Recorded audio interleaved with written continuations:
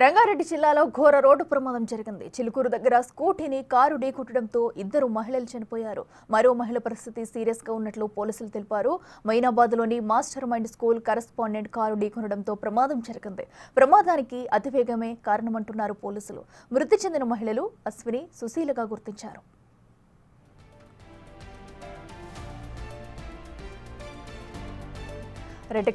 మనం TV screen మీద ఈ ఘటనకు సంబంధించి విజువల్స్ అయితే చూస్తున్నాము. అటు అతి వేగంగా వచ్చి అటు కారు రావడమే ఈ ఘటనకి గల కారణంగా కూడా మనకైతే క్లియర్ గా తెలుస్తుంది. ఒక పక్కన అటు బైక్ పై వెళ్తున్నారు మహిళలు, అయితే మరో పక్క నుంచి కూడా ఎదురుగా అయితే ఆ కారు ఎంత స్పీడ్ లో వచ్చిందనేది కూడా మనం విజువల్స్ లో చూడొచ్చు. ఒక్కసారిగా అటు వెళుతున్న బైక్ వారిపై ఒక్కసారిగా కారు అతి వేగంగా వచ్చి గుద్దడంతో ఇద్దరు కూడా అటు ఒక స్కూటీ ఒకవైపుకి, అటు మహిళలు కూడా ఒకవైపుకి పడిపోయారు. దీంతో అక్కడే వారు చనిపోయినట్లుగా కూడా తెలుస్తుంది. అయితే ప్రస్తుతం ఈ ఘటనతో వారి కుటుంబంలో విషాద ఛాయలు అలుముకున్నాయనే చెప్పాలి. అటు చిలుకూరు దగ్గర అయితే స్కూటీని ఢీకొట్టడంతో ఈ దారుణ ఘటన చోటు చేసుకుంది.